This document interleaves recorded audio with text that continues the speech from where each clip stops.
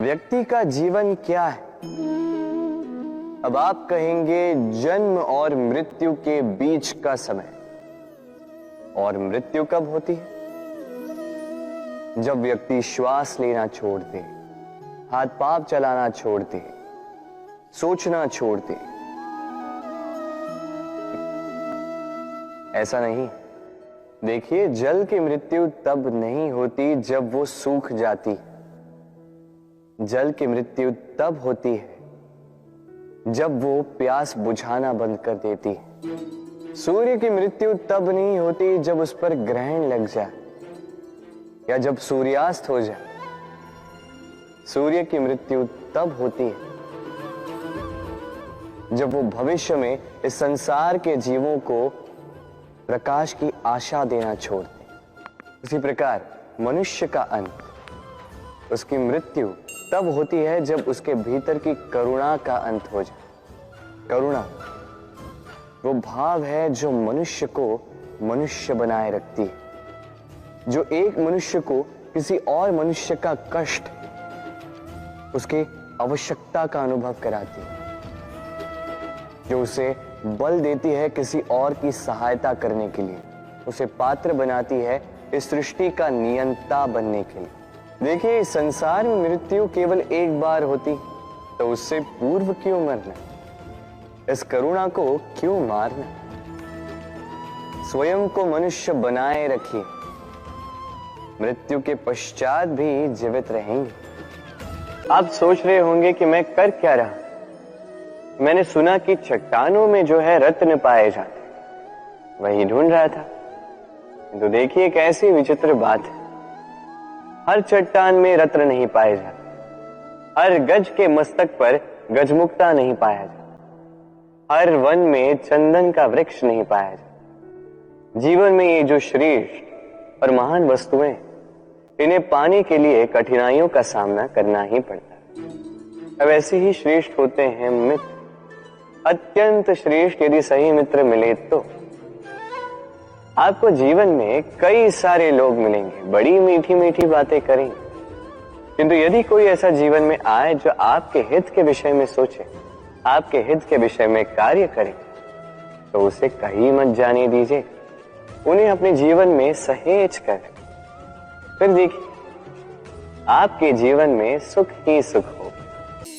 संसार में ऐसा कोई पर्वत नहीं जो इतना ऊंचा हो कि मनुष्य उसके शिखर तक पहुंच न पाए, उसे लांघ न सके। इस संसार में ऐसा कोई सागर नहीं जो इतना गहरा हो कि मनुष्य उसके तले को छूकर पुनः लौट कर आ न सके। एक छोटी सी बूंद पर्वत के शिखर पर पिघल कर बहने लगती है और देखते ही देखते वो महानदी गंगा में परिवर्तित हो जाती है। कारण क्या है? कारण है प्रयास, प्रारब्ध नहीं। ये प्रयास ही निश्चित करते हैं आपका प्रारब्ध क्या होगा। ये सारा खेल प्रयास और प्रारब्ध का ही है। आपके जैसे प्रयास होंगे वैसा प्रारब्ध आपका होगा। और यदि आपके ये प्रयास ऊंचे हो तो प्रारब्ध को तो आपके समक्ष झुकना ही है। क्यों? सूर्य संसार में सबसे अधिक तेजोमयी है। ये सूर्य सबसे अधिक उज्जवल, सबसे अधिक शक्तिशाली।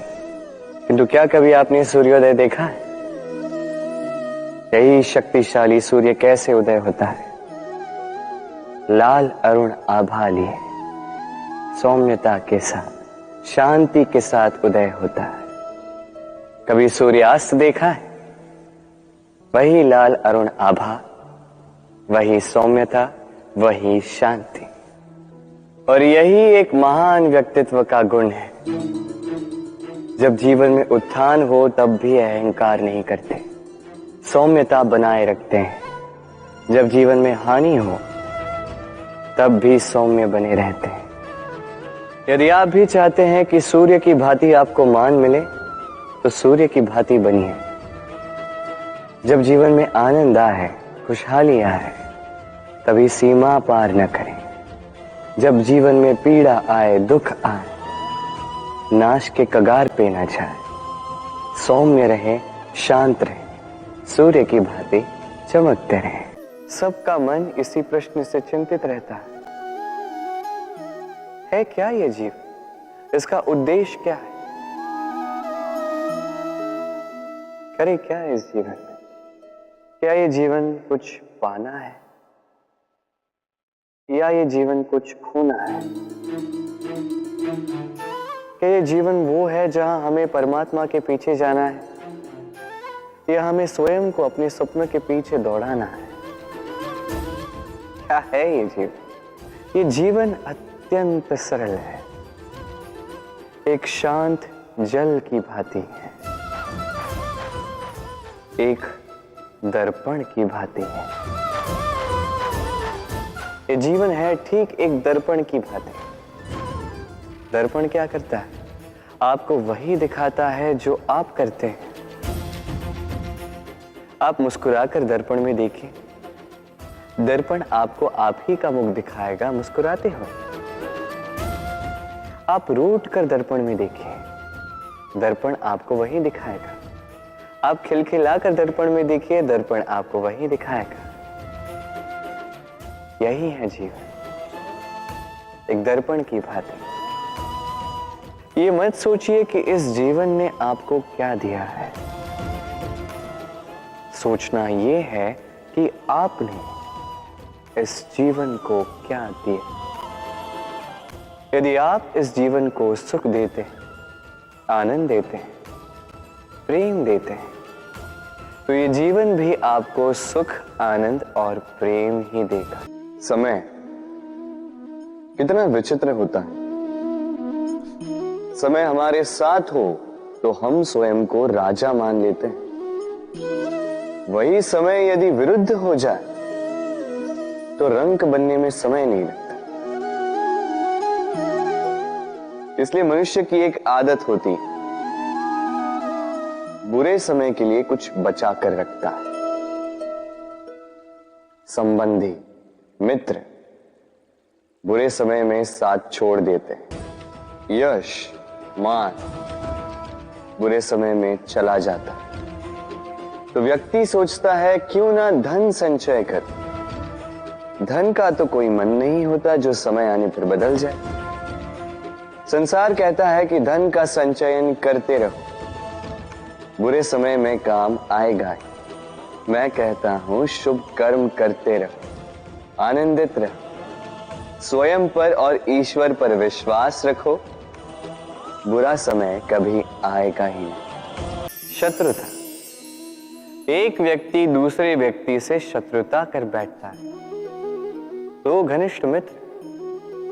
एक समय ऐसा भी आ सकता है जब ये दोनों एक दूसरे के परम शत्रु बन जाते हैं। इसके कई सारे कारण हो सकते हैं, किंतु प्रमुख कारण है आलोचना।